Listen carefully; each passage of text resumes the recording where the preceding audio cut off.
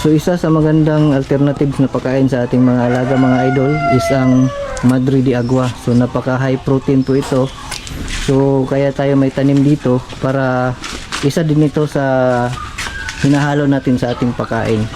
Although yung mga feeds natin sa ating mga heritage is pure feeds tayo, meron din kasi tayo mga pabo dito sa gansa. So yan po ang hinahalo natin para kahit papano makatipid po tayo sa ating pagkain.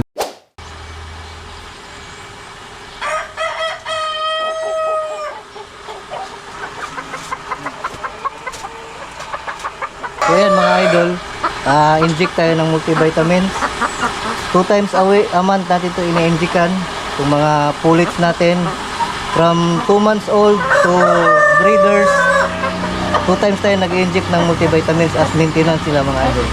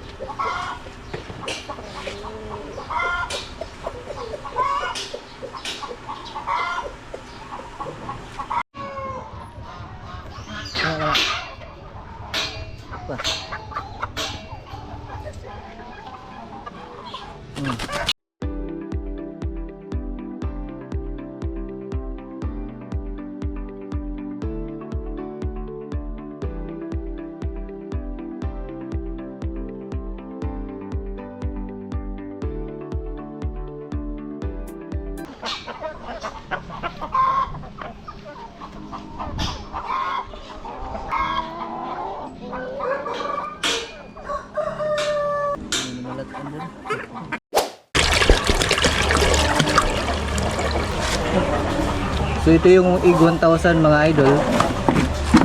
Ito yung ginagamit natin sa ating mga breeders pang pa-boost ng mga itlog nila. So napakalaking advantage nito pag gumamit tayo nito mga idol.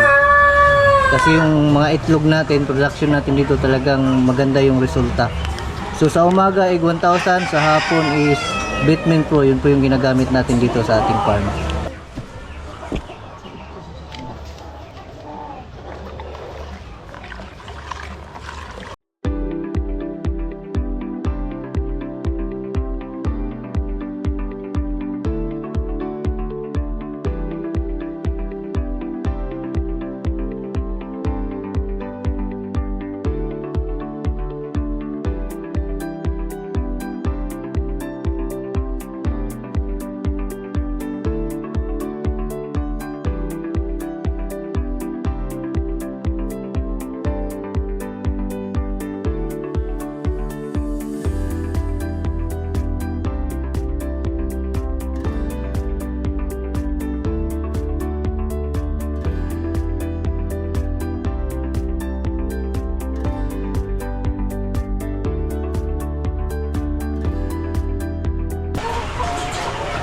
So ito yung ating Maximus line mga idol. Ang update pala nito is as of this week, meron na tayong ayan, 3 egg na nakulik sa kanila. So nag-start na po silang mag-drops ng mga egg mga idol. So magandang sign yan para kahit papano yung ginawa nating pagpo-priming sa kanila is na umipik na po. So sana sa pagkakataong ito mga idol, second time na nag-breed tayo, sana ma-fertilize na yung mga egg nila.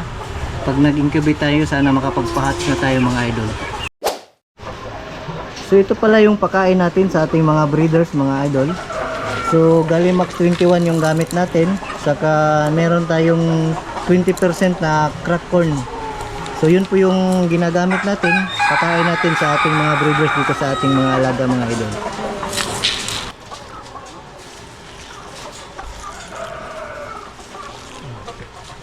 Tapos butang dito.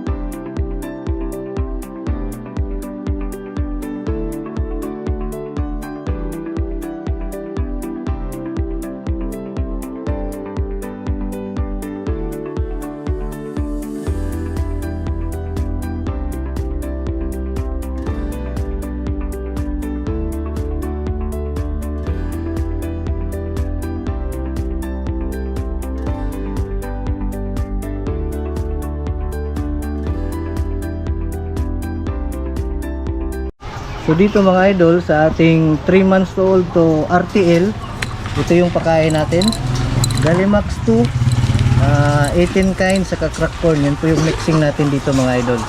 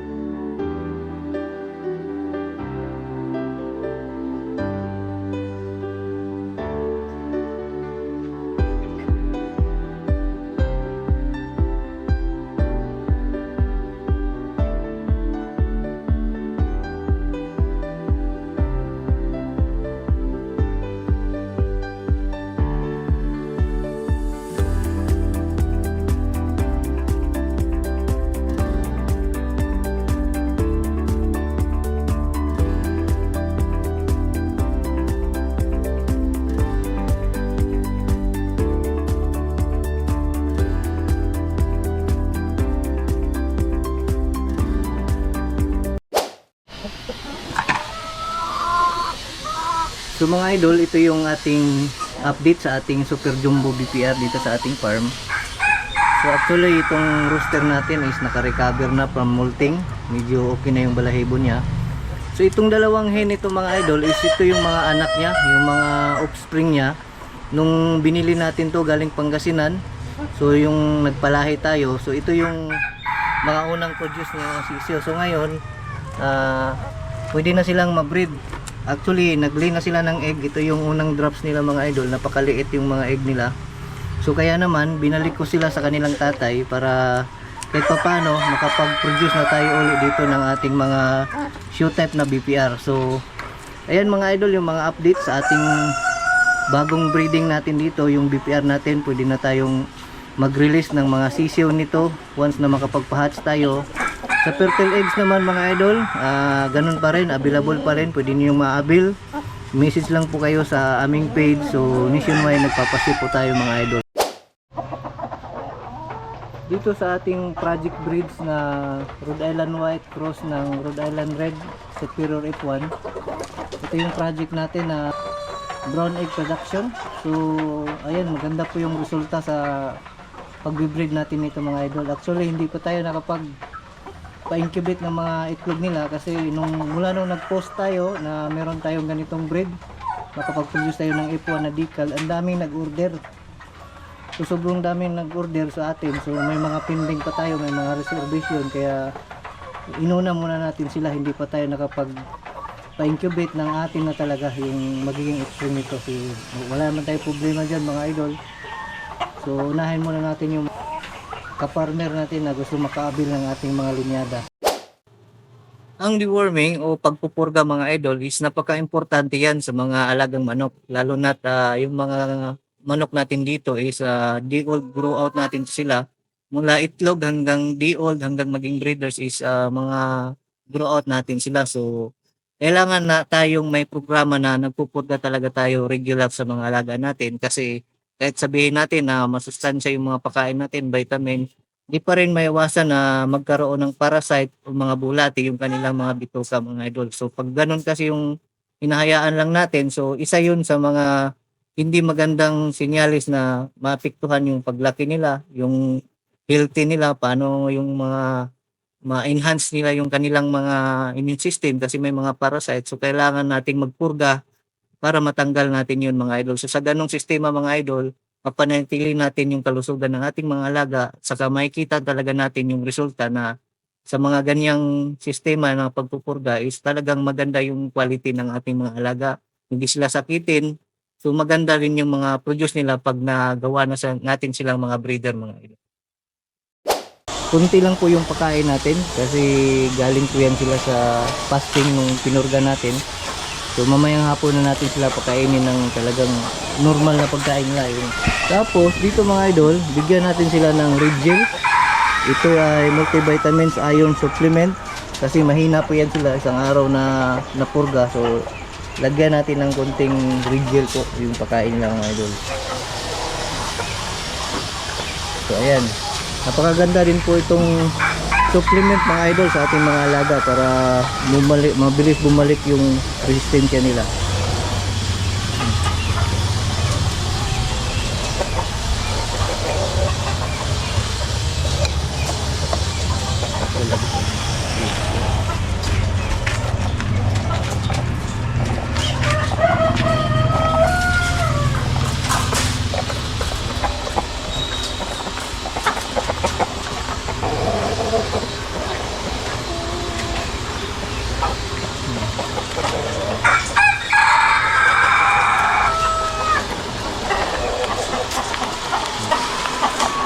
Ganyan po yung mga priming natin mga idol sa ating mga RTL.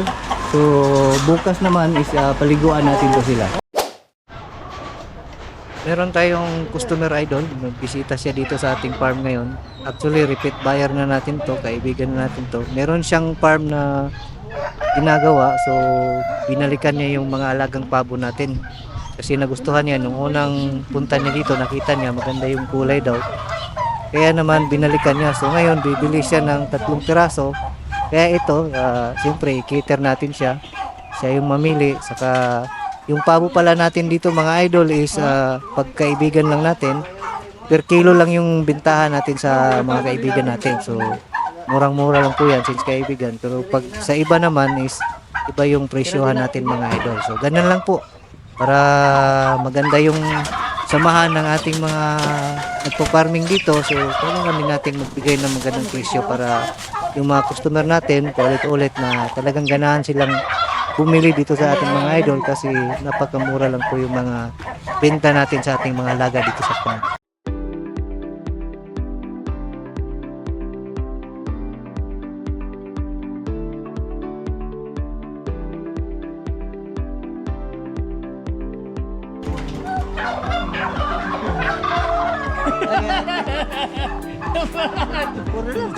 Ha?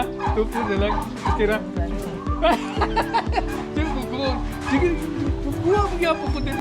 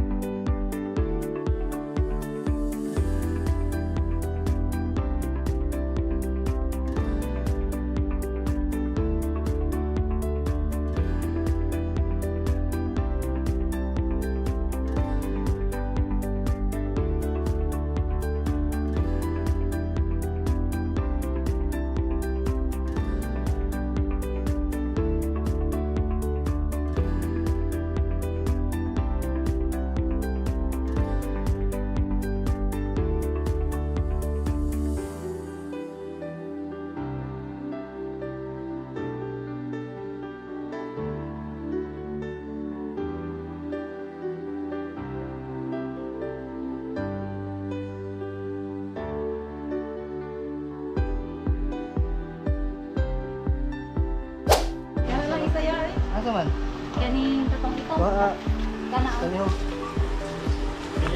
Kana ito mo ko. So may customer na naman tayo na pumunta dito mga idol. So ito sila is mamili daw sila ng mga Brahma natin. Natawag black ko. Itong black daw kay dapat din ng Ini pa. yan ang ginagawa.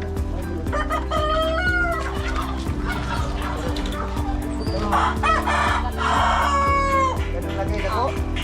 Ayaw ko ito.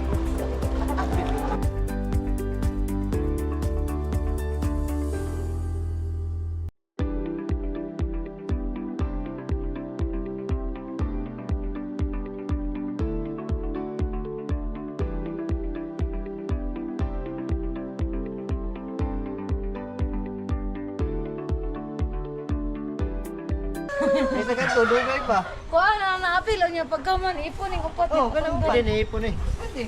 Ibre dali mo na sila. Okay.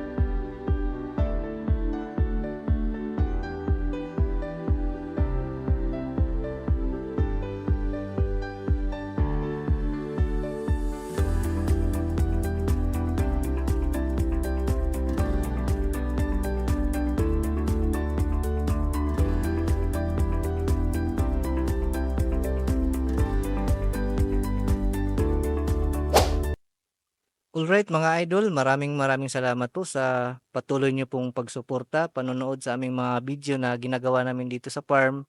Sana po may mga natutunan kayo sa mga tips kung ano yung mga ginagawa namin dito.